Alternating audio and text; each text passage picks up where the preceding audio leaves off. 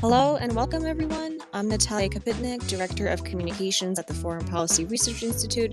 I'd like to welcome all of you to the fourth episode of our special series, The Continent, where we explore how the war in Ukraine is changing Europe's politics and security. This discussion is being recorded and will be available along with previous episodes on our website, www.fpri.org, Apple Podcasts, Spotify, or wherever you get your podcasts, and also here on Twitter. So with that, we'll get started, and I'll turn it over to our host, Aaron. Good morning, afternoon, and evening. Welcome back to the Continent podcast, or welcome if it's your first time joining us. On this podcast, as Natalia mentioned, I am learning all about how the war in Ukraine is impacting Europe. And each episode, I visit, in quotation marks, visit a country to speak with local experts. It's been a great journey, and I've learned a ton on it, and I am excited to have all of you joining us today. So we've done a couple of countries so far. This is episode number 4. We've started in Germany, swung over to Poland, then headed north to Sweden, and now we are dropping by Finland.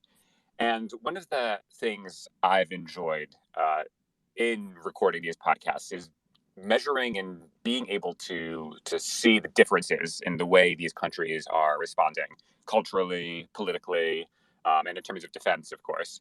So in Germany and Sweden, one of the things I've noticed, and I think the speakers spoke to very eloquently, was the kind of, I guess you could say, kind of turn on a dime in security policy, where there was a certain approach to Russia for a very long time that very, very quickly changed.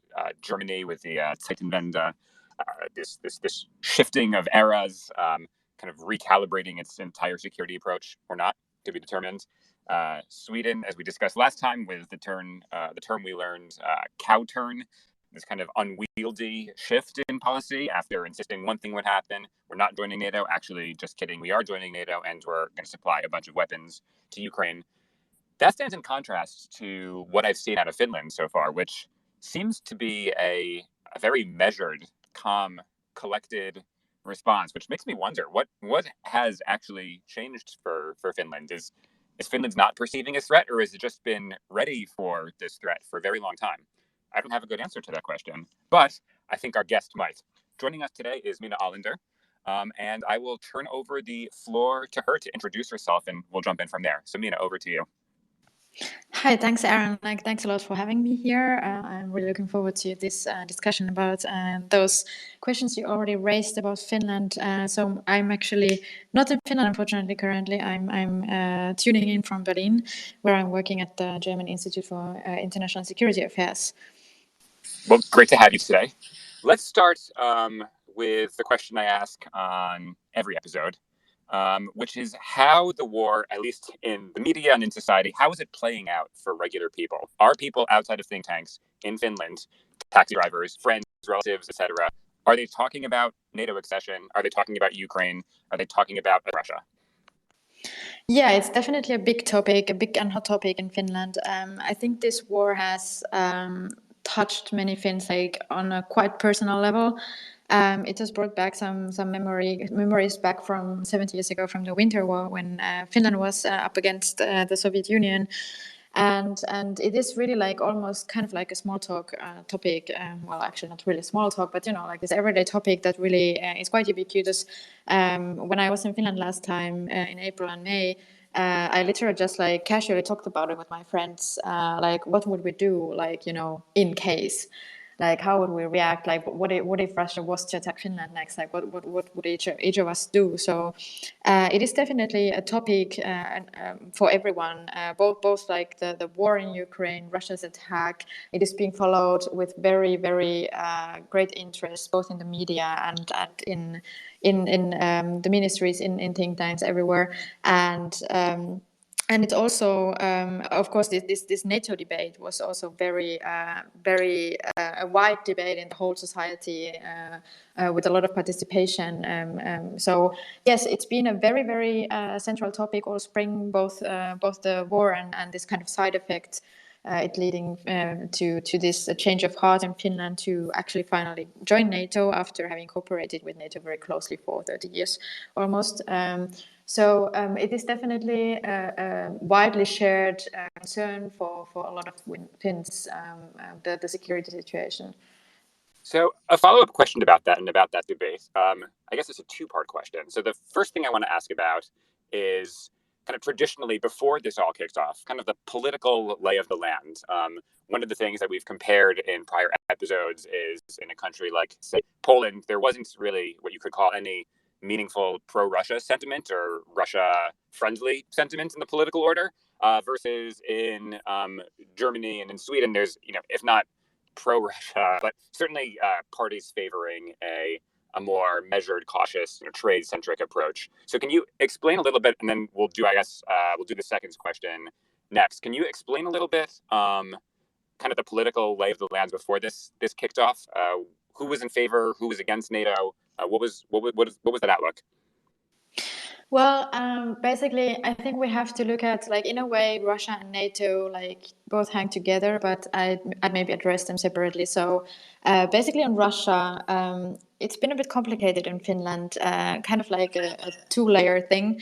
So basically, because we have this very long border with Russia, like more than 1,000 kilometers, and which is like mainly just like out there in the woods, like there are no fences or anything.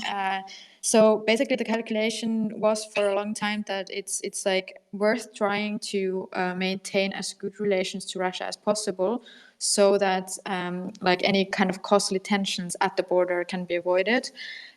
Which even after the Cold War ended and the period of Finlandization ended, which was basically like a very kind of difficult period in Finnish history, we don't really think back to so fondly when Finland was very restricted, especially in its foreign policy. But even after, there was this kind of idea that Finland should be kind of like cautious in its rhetoric towards Russia, like way more cautious than, for example, the Baltic neighbors or Poland. There was never like this very open like anti-Russian sentiment. But I would say that at the same time, like if we look at, for example, you mentioned Germany, like I think there was also this idea that trying to cooperate constructively is the best bet with Russia, but there were never any illusions about the nature of Russia as a neighbor. So you could maybe say that in Finland there were these two principles in foreign policy. Like on the one hand, like maintaining as good as possible relations with Russia, but on the other hand, also like keeping up a very credible and strong defense, like own defense, while remaining outside of NATO. So that's maybe that about Russia. I'd say that there has never been like much of trust, maybe, or it doesn't at least like surprise anyone like very greatly that something like this happened now. But I think one occasion back in 2007 was quite indicative of this. The then defense minister Yuri Häkämies said while he was visiting Washington DC in a speech that because of our geography, the three main security challenges for Finland are Russia, Russia, and Russia. And that was like that led to a huge controversy because many other political actors considered that to be way too kind of like open and way too critical assessment of the situation. So it was back then it was very controversial. And on NATO, basically, as I said, it does hang together with the approach to Russia. So the main reason why Finland, like there were two reasons why Finland didn't join NATO before, and I'd say that because like it was in a way a pragmatic decision to have this non-alignment status, but it was an equally pragmatic decision to reverse it and decide to join. What I mean is that basically in Finland always the consideration prevails what is the best way to maximize Finnish security vis-a-vis Russia. And until this February, the calculation was that basically, with its own very strong defense forces, Finland is like capable enough to come to defend itself, and fully fledged membership in NATO would be considered kind of like an unnecessary provocation towards Russia, keeping in mind this kind of idea of good relations. On the other hand, so that was basically also the reason why there wasn't very much support for joining NATO either in the society. The support was traditionally somewhere around like 20 to 25%, and it stagnated at those numbers for like decades. Especially in the beginning of the 2000s, Finnish NATO membership wasn't very popular in the population because NATO was seen in kind of like this like world police role when NATO took this more active crisis management direction back in the beginning of the 2000s. So that was something that like the Finns thought they didn't want to really be involved in. And obviously that changed now with Russia's full-scale attack on Ukraine. That changed this whole calculation, and basically now Finland doesn't have any good reason anymore not to join NATO. Basically, you could say it that way, and also because NATO is in a way returning back to the roots as a defense alliance. So that is also very much in Finland's interest. Understood. Thank you for laying all of that out. That was very thorough, and you actually answered my second question about the kind of pros and cons in society of joining NATO.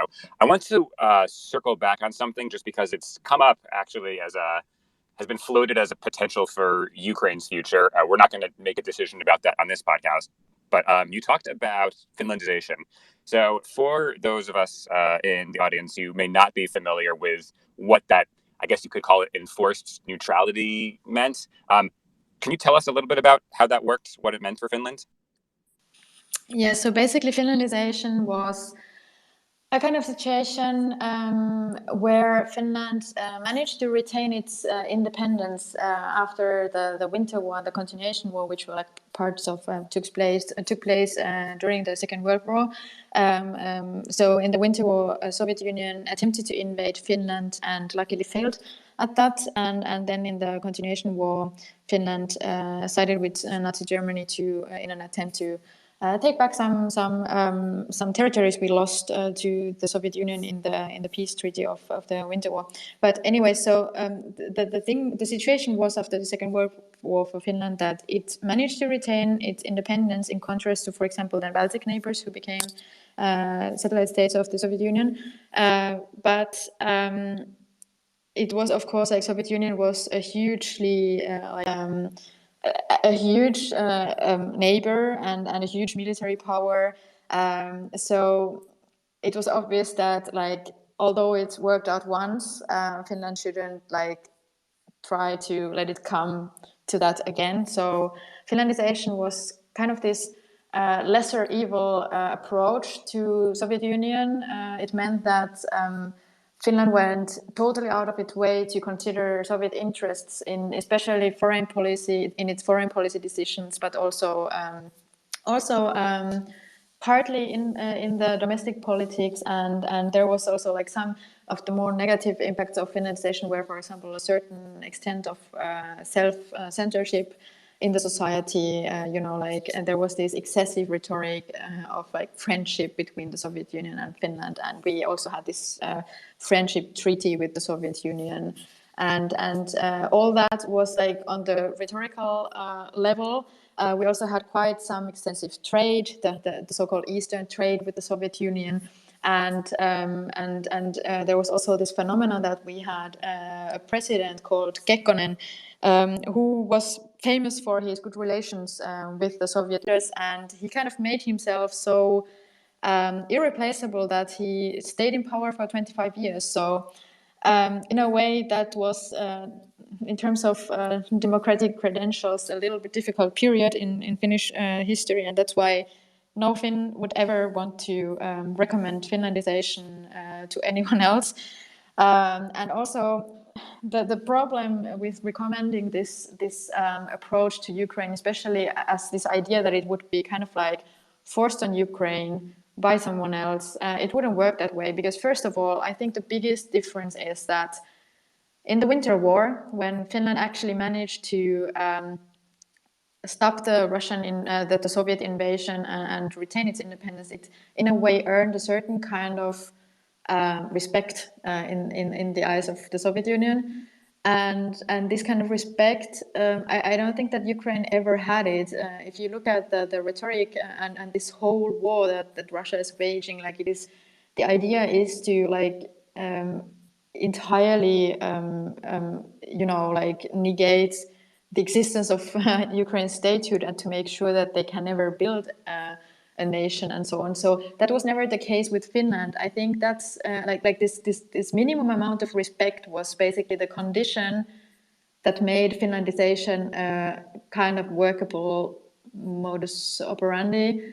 And because Finland has a little bit different historical experience with Russia than the rest of Russia's neighborhood, I think that was like a very specific case where it worked. And I don't really think that it will work for anyone else, especially Russia's neighbors with Russia. So I don't know, maybe you want me to specify on something, but that's like why I think most Finns who are listening here also would agree that Finlandization is not a good idea.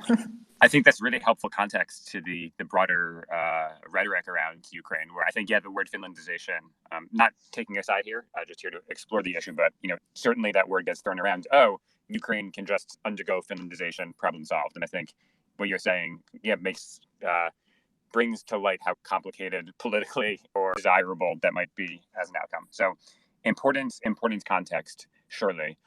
Before we dive more into the politics and security, I want to turn today's episode to what I would consider, I don't know if it's my favorite part of this series, but our word of the day. I've asked every guest so far to bring a word in the local language that has something to do with the current situation. I've learned a few interesting ones so far. You had an interesting one that was traditionally, you said, used regarding ice hockey, but is relevant. Can you tell us your word of the day? Yes, my word of the day is torille, which means going to the marketplace to celebrate when Finland wins ice hockey world championship. Or that was like how the term was originally coined, and that's actually, by the way, what Finns literally do when Finland wins the ice hockey world championship. Happened this spring, actually, just last month, which was great. Anyways, so the term has been kind of like meant to apply to any case when Finland is mentioned abroad, because like under normal circumstances that doesn't happen very often, like when Finland makes international headlines, like that is like an occasion to celebrate. But this spring, it has been absolutely impossible to keep going to the marketplace to celebrate every time that Finland made headlines, because it started already back in March when like it was this very like cognitively weird situation when one half of Twitter was like celebrating this legendary Finnish sniper Simo Häyhä, and the other half was basically like fearing that Finnish NATO bid will trigger World War III. So, as Finns, we are not used to this kind of like extensive international attention. So this has been a very extraordinary spring, and torille definitely, going to the marketplace definitely applies very much to this spring. Thank you for another fascinating word of the day here. Turning back to defense issues, our bread and butter here in security, I want to talk about kind of defense and readiness culture in Finland. And I'm just going to share, as I have done multiple times across the episodes, kind of my wild generalizations. And you can tell me to what extent they're correct. But it seems like, despite Finlandization and despite everything that happened, or this relatively neutral stance, that Finland has been basically building a state of readiness for another issue with Russia for 60, 70 years now. I know that Finland has a lot of bunkers, I've heard. Our guests from Sweden, last time rather, said that Finland has one of the largest artillery forces in the world. So what does defense and readiness mean in the Finnish context? Yeah, I don't know if the Finnish artillery is the largest in the world, but in Europe, I think it actually is. And just like to make again this maybe bridge to Ukraine, you can see right now in Ukraine that their biggest challenge at the moment is how to counter the extensive Russian artillery fire at a front that is over 1,000 kilometers long. And as I've mentioned earlier, Finland has more than 1,000 kilometers border to Russia. So it's no kind of coincidence that Finland has invested so extensively in artillery. So this is how like what it's all about. Finnish defense concept, like military defense concept, is very much geared to protecting the eastern border. And as what you said, Finland literally has been preparing for something like another threat, another attack coming from the east since the Winter War, since for like 70 years almost. But actually the Finnish security concept goes way beyond just the military defense.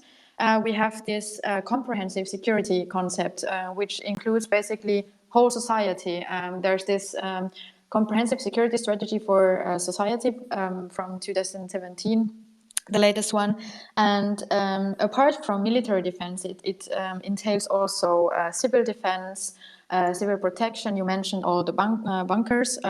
So there are like literally, for example, in Helsinki alone, have enough shelters, bomb shelters for like 900,000 people. That's more than the number of inhabitants of Helsinki. And like every building in Finland above a certain size is required to actually have civil shelters. This is just one thing, but there's also Finland also maintains emergency reserve of critical supplies such as grain, medicines, fuel. And these have been also been like increased and expanded since February now. There's also this general recommendation to the population to have personal emergency reserves to last at least 72 hours.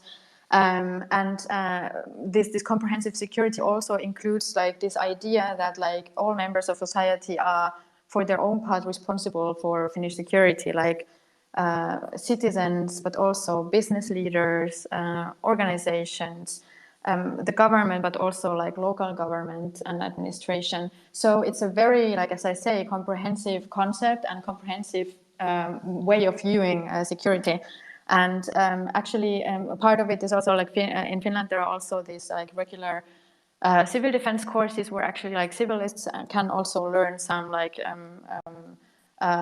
defense abilities, and these have the popularity of these courses has absolutely surged since February. So there have actually been like more people like interested in joining these courses than they have had like possibilities to offer to everyone. So this is like the way that Finland approaches security, because we have quite a large area. Like Finland is almost as big as Germany from the area only, but we are only 5.5 people. So that is, of course, kind of a challenge. Finland never abolished conscription because it's the best way to maintain a credible defense under such circumstances. So that's maybe it for the years. Yeah, actually, a kind of follow-up question that I've been reading about as the war has dragged on in Ukraine, that a lot of countries, particularly in the West, I think the United States among them, kind of the war in Ukraine shows the difficulties of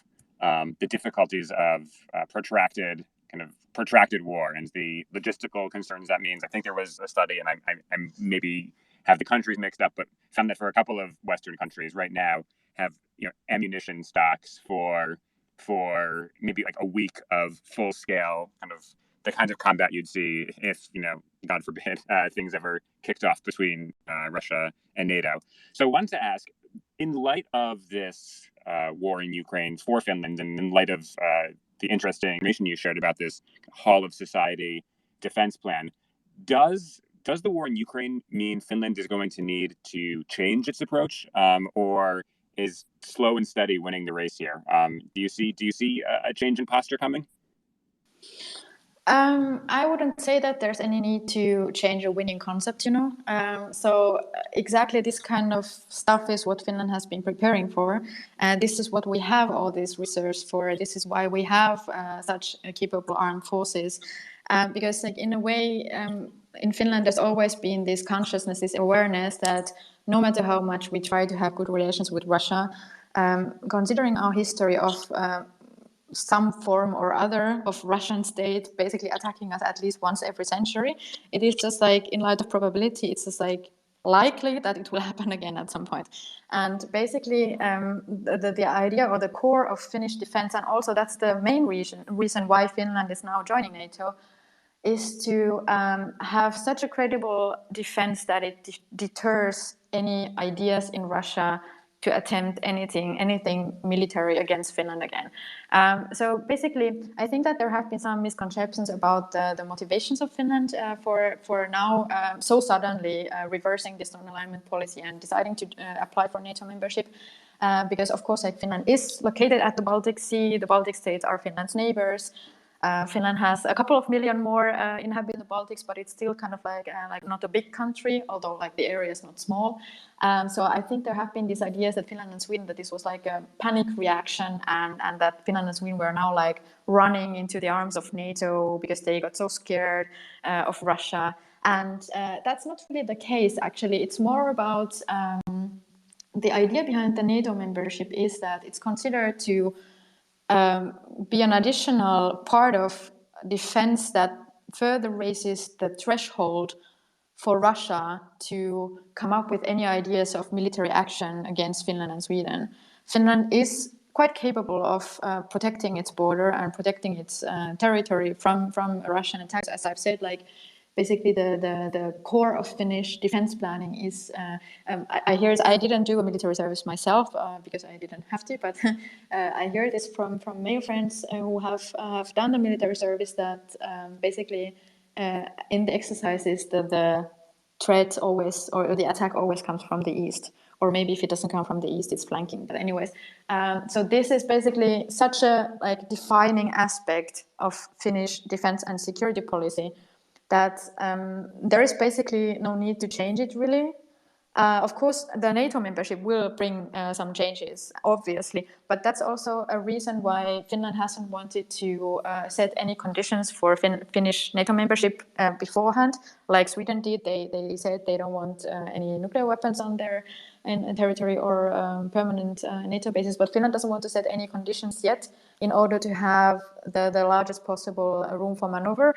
And because we don't know when exactly Finland will actually become a full member of NATO. We don't know what the security situation will be then. We also don't know yet what the security situation in Europe will be in 5 years' time. So this is why Finland is still keeping its NATO policy very open. So this is kind of a thing that remains to be seen.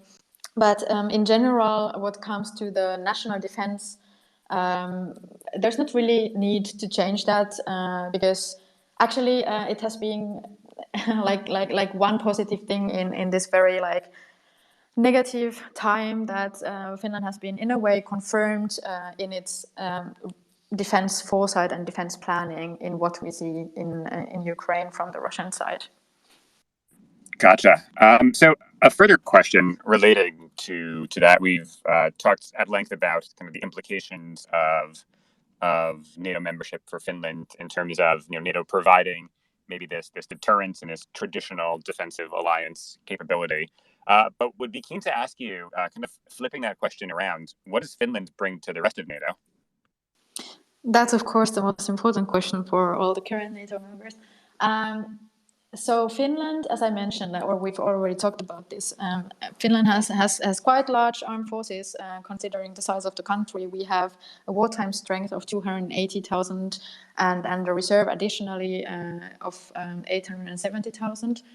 Which is all thanks to conscription. So there is like almost 1 million soldiers, like for a country of 5.5 million. So it's quite big, and so that is like one thing. Also, the armies or the Finnish defense forces are very well equipped.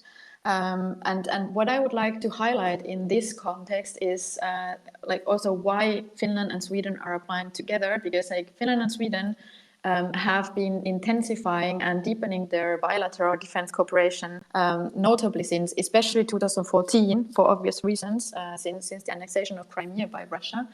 And the both countries have developed also like quite a, like especially for example in terms of the Marines, like a very good cooperation, and they have this like they are basically doing exercises together all the time, also trilaterally with Norway, which is already a NATO member. Maybe just to so this Nordic dimension is actually quite a relevant one. Like apart from the Article 5 security guarantees, this whole like Nordic dimension of like what it will enable in the Nordic defense cooperation when Finland and Sweden will finally become NATO members. This is maybe like not so obvious to outside of the Nordic region, but this has been actually a very important argument also in Sweden in favor of the NATO membership. And so what they will together bring, that will, first of all, it will be a complete game changer for Baltic Sea security. It's here the very fragmented security architecture with different alliances and so on that will be history. The Baltic Sea will become basically a NATO lake, and it will definitely make, for example, the NATO defense of the Baltics, who do depend on NATO for the defense, in contrast to Finland. It will make their defense easier, more streamlined. It will unlock a lot of new potential Nordic defense cooperation once all 5 Nordic countries will be NATO members, and that will significantly boost and strengthen NATO's northern flank, both the northern and the eastern flank, or let's say northeastern. So what Finland and Sweden will both also bring into NATO is a lot of knowledge about northern Arctic warfare, how to act, how to work under those very extraordinary conditions, and that is also of course part of Russia has very notable military capabilities, including nuclear, in the Arctic region. Finland and Sweden will both also bring a lot of knowledge and experience from the region, being Russia's neighbors, and how to deal with all that. So there's quite a lot of things that NATO will also gain through Finland and Sweden, and especially in the current situation, it will be very valuable for NATO as well. Noted. Let's turn this over to our last question, back a little bit more towards domestic politics. I think one of the interesting dynamics we've seen, of course, we've seen sweeping changes in defense policy and security and politics broadly, but how personality and individual leaders shape policy outcomes. So I remember reading that the Chancellor of Germany, one of the kind of impetuses for this change in German policy was the fact that he felt personally lied to by Putin about intentions in Ukraine. I remember reading that. I hope that's not too apocryphal. I wanted to ask about Finland's leaders, both the president and prime minister. I realized Ro forgot to explain today's horrific title. So no more Niinistö, nice guy, Sauli Niinistö being the president of Finland. But I want to ask you about him and about the Prime Minister, Marin, I hope I'm pronouncing that right, who is, I read this morning, the 3rd youngest leader in the world. So I guess actually from a very top level, what is the interplay between the president and prime minister in Finnish politics generally? But with these two specific players, how have they positioned themselves around the crisis? Actually, Finland is quite an interesting case because the president has quite a substantial position in foreign policy. He is constitutionally the leader of Finnish foreign policy. I think that's quite unusual in Europe. Normally the president or the head of state has more a ceremonial role, except in France and other presidential systems. But Finland is a parliamentary system, but with a strong role for the president in foreign policy, and the prime minister is then again responsible for EU policy. So there's this kind of division of labor between those two. Niinistö is a very interesting case as a president, especially in the current situation, because he has been president for 11 years now almost. The Finnish president has a term of office of 6 years that can be and he can be or she can be re-elected once. So he's now approaching the end of his 2nd term. Interestingly, there was kind of this Kekkonen flex in the Finnish society, that there was a citizens' initiative suggesting that he should be enabled to be elected for a 3rd term, which would be entirely unconstitutional. Luckily, Niinistö himself instantly said no way, I'm not going to do that. But first of all, Niinistö is a very, very respected and very popular president. I think his support numbers have been somewhere around 90% or even above. In the polls, we often joke that every autocratic leader must be so jealous of Niinistö because this support is actually real. It has been considered that he's done a very good job also now during this NATO spring and in this war. There was I think the first moment that Finland started to attract international attention was his New Year's speech this year, where he reminded of the freedom of choice of all countries in Europe, because Russia had been starting to make statements about NATO Eastern enlargement, and that it would also include Finland and Sweden, and Niinistö instantly started to push against that narrative and to remind that it is only for Finland and Sweden and any other country to decide about their alliances. But the interesting thing is, I remember that he was actually in January or February, he was actually called the Putin whisperer or something like that in international press, because he was something like talking on the phone with Putin rather frequently, and he had this because he has had this quite a good working relationship with Putin for a very long time, over a decade. But I think Finland has maybe managed to avoid this impression of being a Putin or Russia appeaser. So there has been this pragmatic approach to Russia as a security challenge, to keep good relations and try to keep it on a really neighborly level, but without any illusions. And I think Sanna Marin is, of course, she's from a different generation of as a person and as a politician. She was basically born after the finalization period and maybe has been less impacted by it. And she has been very straightforward this spring in her assessment of the situation, and also quite unusually clear also towards Russia, because as I said, Finland did have this a bit more cautious rhetoric before. But both have played together very well.